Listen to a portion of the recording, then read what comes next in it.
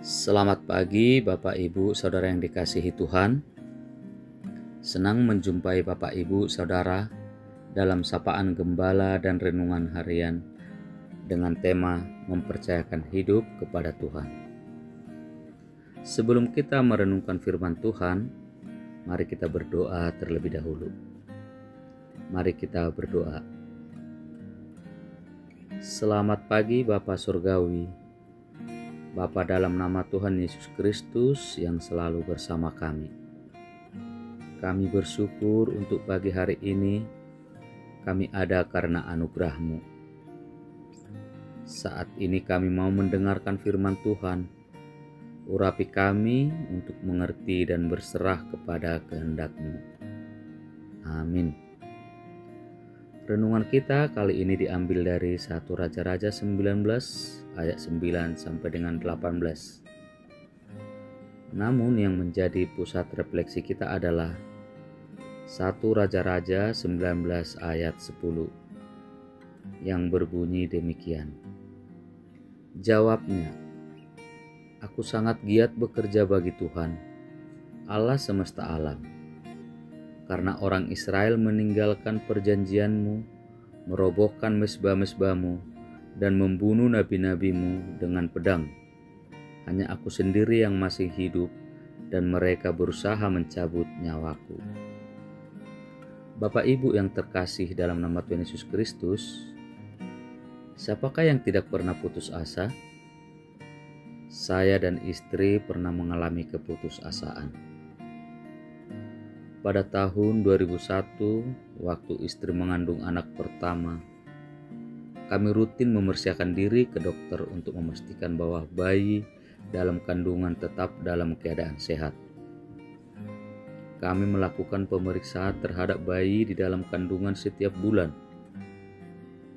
Seiring berjalannya waktu, pada bulan ke-8 istri saya mengalami kontraksi dan saya membawa istri saya ke rumah sakit.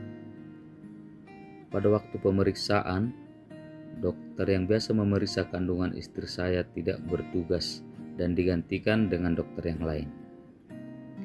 Setelah pemeriksaan, hasil USG menunjukkan kalau bayi dalam kandungan istri saya bermasalah, yaitu kaki panjang sebelah, tangan kecil, semua, kepala besar, dan bayi dinyatakan tidak normal. Dan dokter akan berencana akan melakukan sesar pada saat istri saya melahirkan di minggu depan. Mendengar perkataan dokter tersebut, kami merasakan putus asa karena kami sudah mengusahakan yang terbaik dan rajin melakukan pemeriksaan rutin untuk kehamilan istri. Dalam keputusasaan, kami meninggalkan Tuhan. Kami merasa seperti sendirian. Bapak, Ibu, Saudara, keputusasaan, merasa ditinggalkan Allah dan merasa sendirian inilah yang dialami oleh Nabi Elia.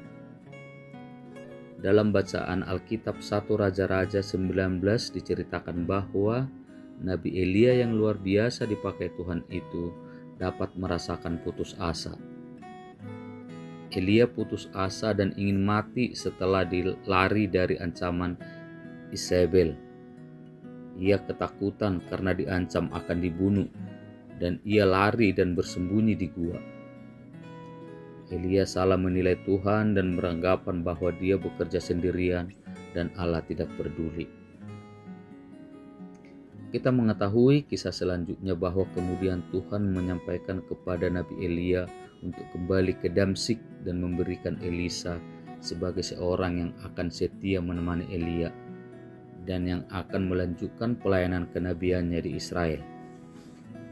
Inilah bukti kepedulian Allah kepada Nabi Elia. Elia dapat melanjutkan karya kenabiannya di Israel dengan ditemani oleh Elisa sampai ia diangkat ke surga. Bapak, Ibu, Saudara, betapa Tuhan sangat baik dan peduli kepada kita di tengah keputusasaan yang kita rasakan. Ia tidak membiarkan kita sendiri dan mau menolong kita.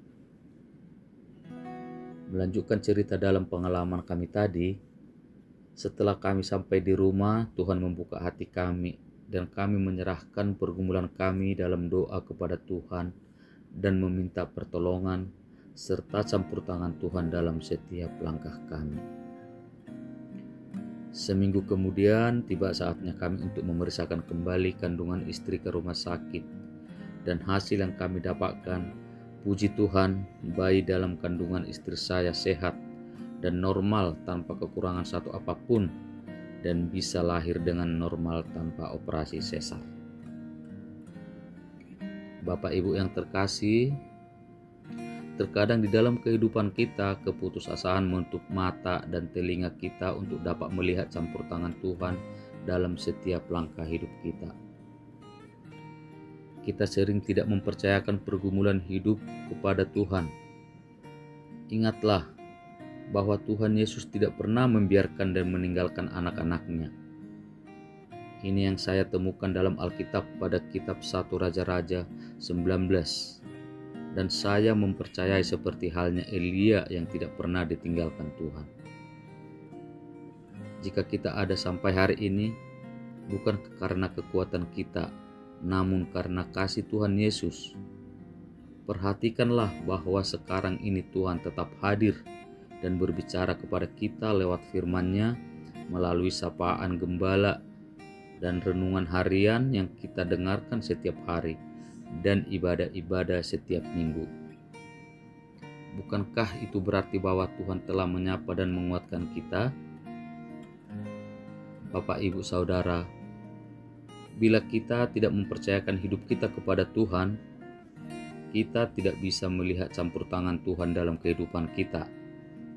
Padahal sebenarnya Tuhan kita Yesus Kristus tidak pernah membiarkan dan meninggalkan kita bergumul sendirian. Dia ada bagi kita, Dia peduli pada kita. Percayakanlah kehidupan saudara kepadanya. Amin. Mari kita berdoa. Terima kasih Tuhan Yesus untuk firman-Mu yang kami dengarkan, yang mengajarkan kami untuk mempercayakan hidup kami kepada Tuhan, supaya kami tidak menyerah dan takut pada kegagalan, sehingga kami tidak mengandalkan diri kami sendiri. Oleh hikmat Tuhan, kami dipercayakan hidup kami pada Tuhan.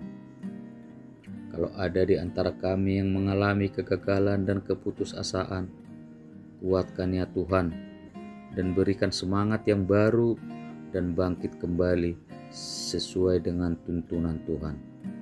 Di dalam nama Tuhan Yesus Kristus kami berdoa. Amin.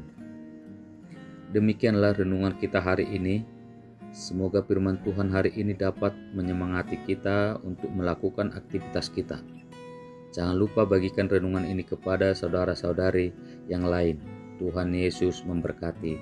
Amin.